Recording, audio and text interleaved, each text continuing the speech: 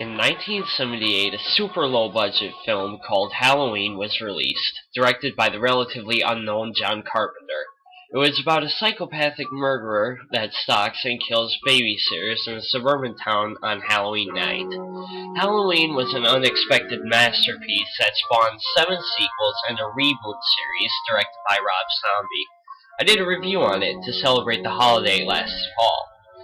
Halloween is credited with starting the slasher film genre. However, this isn't entirely correct.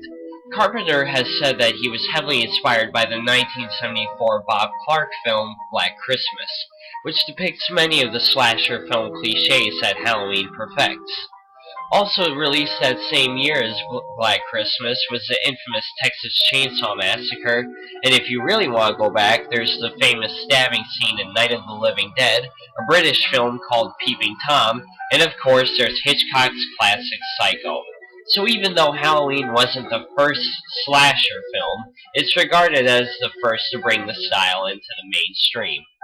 But how did this film jumpstart an entire genre?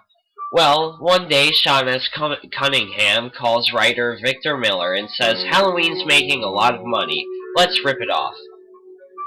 And I bet you know what film was born. Friday the 13th. Yes, ladies and gentlemen, a film that was once advertised as the most terrifying film ever made was in fact born to be a direct rip-off of an awe-inspiring classic shocker. Now, to be fair, Cunningham and Miller do a good job of making Friday the 13th their own film. It isn't nearly as effective as Halloween, but it plays through the rules and cliches just right. But there are direct rip-off moments, like the long POV shot at the start of the movie, which shows us the first murders, which also take place in the past, greenlighting the plot. You also never fully see the killer until the end of the movie. You only see shadows, or you see a figure looming behind some greenery, much like Michael Myers. There's even a corpse that swings down by his feet in front of our heroic female, directly ripped off from Halloween. However, there are some memorable moments of Friday the 13th. For one, it marks the start of the career of Kevin Bacon, much like Halloween did for Jamie Lee Curtis, and A Nightmare on Elm Street would later do for Johnny Depp. Also, the kills showcase the excellent special effects work of Tom Savini. Kevin Bacon dies in one of the most spectacularly gruesome ways I've seen in a motion picture, and the effect is awesome.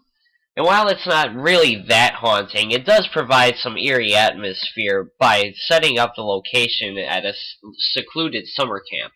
The spooky score by Harry Manfredini is only used in the killer's presence, which is pretty unique, and the score is very recognizable. Now, for those of you relatively unfamiliar with this series, you may be wondering why I haven't brought up the killer Jason Voorhees. Well, you may not know that Jason was not the killer in the first film. If you don't know who it is, I'm not going to spoil it for you, because the effect is far greater if you don't know. And it will probably leave one of the most famous twist endings all the more effective.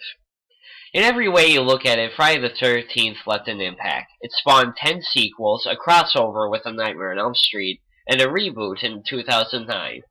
However, in a critical sense, Friday the 13th is nothing special. The characters are all disposable, so you just wait for them to get killed off, and almost everything is a rip-off of Halloween. But to be fair, it is a highly enjoyable flick for some good old-fashioned slasher violence, and a pretty slick twist that really put the slasher genre into gear. That is my diagnosis.